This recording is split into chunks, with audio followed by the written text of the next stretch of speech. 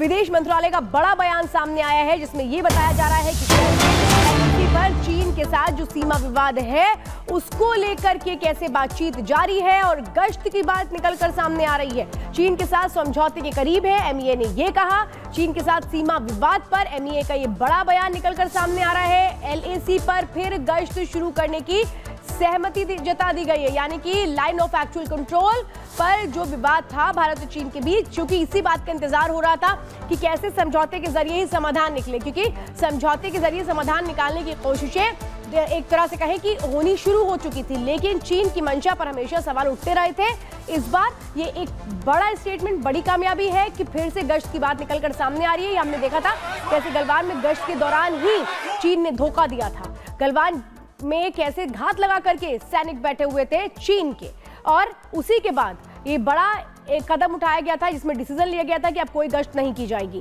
अब ये बड़ी जानकारी इस वक्त आ रही है कि गश्त को फिर से शुरू करने की बात निकलकर सामने आ रही है, जिसमें बातचीत हुई है, जिसमें सहमति की बात निकलती सामने आ रही है। चीन के साथ कई विवादों का समाधान निकला है। एमईए की ओर से ये भी कहा गया है गश्ती पर सहमति से तनाव कम हुआ है, ये भी कहा गया है। भारत और चीन के बीच सैन्य वार्ता जारी है, एमईए की तरफ से ये भी कहा गया।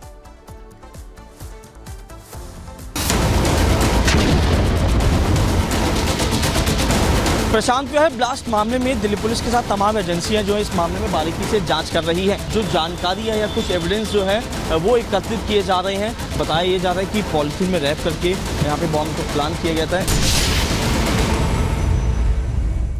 तो दिल्ली में जिस तरह से स्कूल के पास धमाका हुआ था, इस मामले की जांच लगातार एनआईए कर रही है और जो इन्वेस्टिगेशन हुई है उसमें केमिकल निकल के आने के सामने की बात आई है। जो धमाका हुआ है केमिकल का इस्तेमाल किया गया था। जो जांच की जा रही है उसमें इस वक्त पता लगा है कि सफेद पाउडर में हाइड्रोजन पेरोक्साइड, बोरेट, नाइट्रेट मिला है। या जो इन्वेस्टिगेशन की जा रही है, जिस तरीके से सफेद पाउडर मिला था उसके बाद यही जानने और समझने की कोशिशें थी कि आखिर ये सफेद पाउडर क्या है, इसमें किस तरीके की केमिकल का इस्तेमाल किया गया है, क्योंकि बहुत तेज धमाका हुआ था और इसके बाद सवाल ही उठ रहे थे कि अटैक किस तरीके का है। ये जो अब इन्वेस्टिगेशन में निकलकर सामने आया है उसमें कई चीजें क्लियर हो रही है।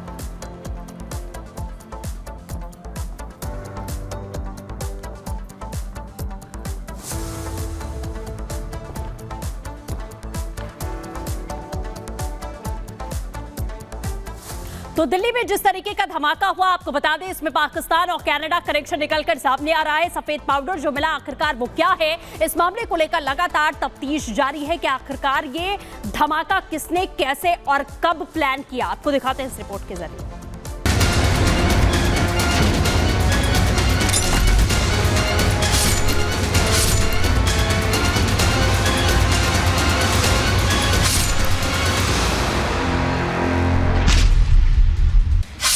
दिल्ली में धमाका, कनाडा पाकिस्तान में ठहाका।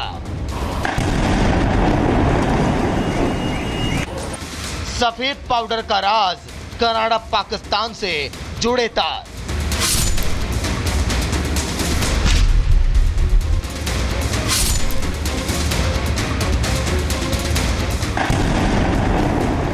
दिल्ली के प्रशांत विहार इलाके में सीआरपीएफ के स्कूल के पास जो धमाका हुआ उसकी गूंज देश से लेकर विदेश तक सुनाई दे रही है।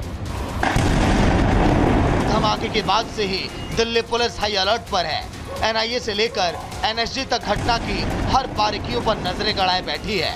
लेकिन इस धमाके से जुड़ा जो खुलासा अब सामने आ रहा है उसने देश की तमाम जांच एजेंसियों के कान खड़े कर दिए हैं। दिल्ली धमाका, कौन आका?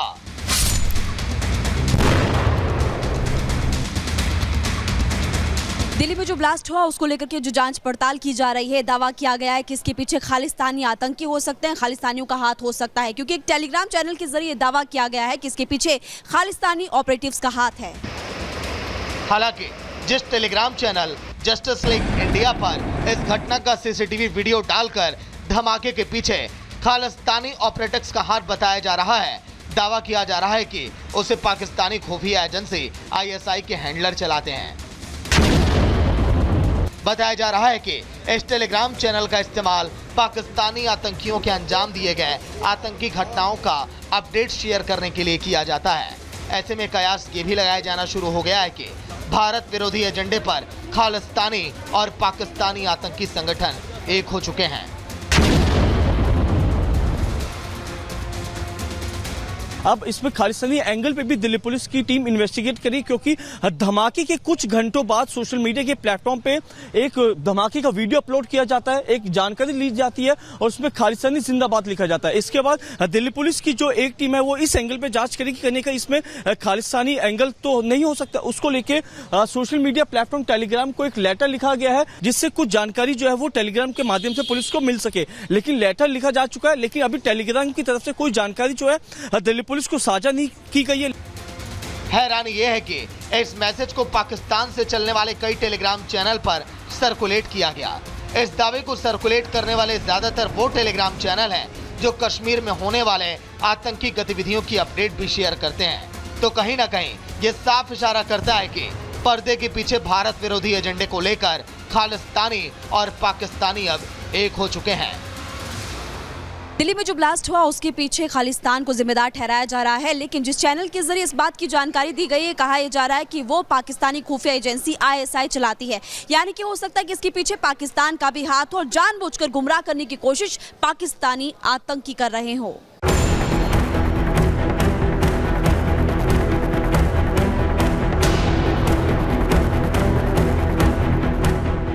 बहरहाल दिल्ली ब्लास्ट मामले में अब तक कोई गिरफ्तार नहीं हो पाया।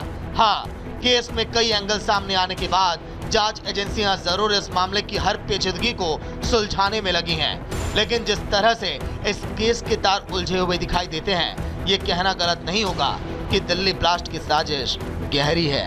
Bureau report, Republic media.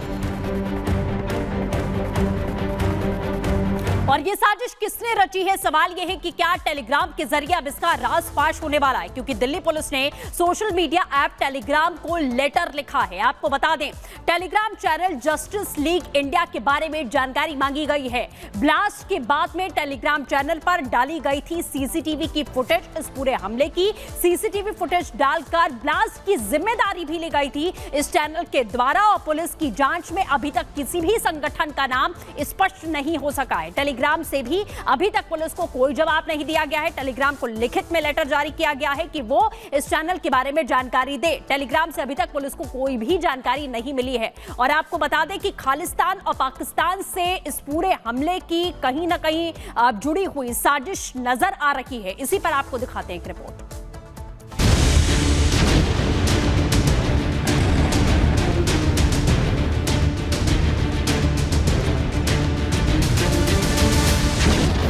धुएं का गुबार, सफेद पाउडर बना राख,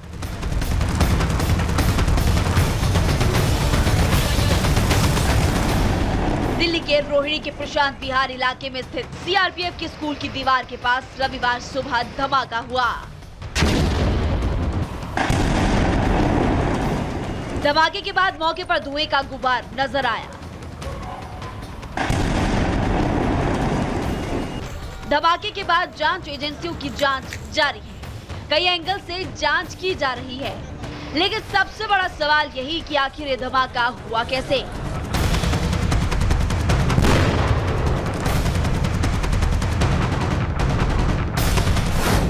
क्योंकि मौके से ना टाइमर, ना डेटोनेटर, ना कोई मेटल, ना कोई इलेक्ट्रॉनिक डिवाइस मिला।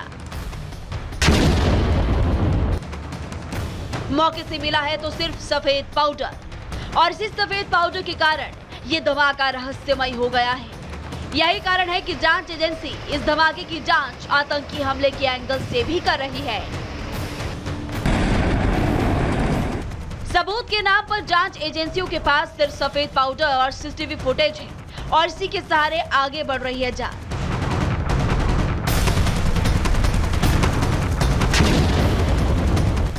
सीसीटीवी खंगालने के साथ साथ हजारों फोन कॉल्स की जांच भी की जा रही है।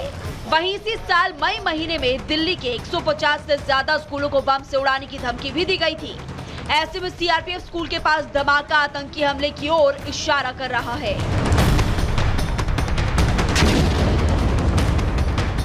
और इसी बीच खबर है कि सीआरपीएफ स्कूल के पास हुए धमाके की खालिस्तानियों ने जिम्मेदारी ली है। सूत्रों के मुताबिक टेलीग्राम पर जस्टिस लीग इंडिया ग्रुप पर उनका मैसेज आया। इसमें कहा गया है कि वो किसी भी समय हमला करने में कितने सक्षम है। फिलहाल जांच एजेंसियां मैसेज की जांच कर रही है। वहीं एनआईए और एनएसजी की टीम ने भी जांच शुरू कर दी है। मामले को लेकर गृह मंत्रालय ने दिल्ली पुलिस से रिपोर्ट मांगी।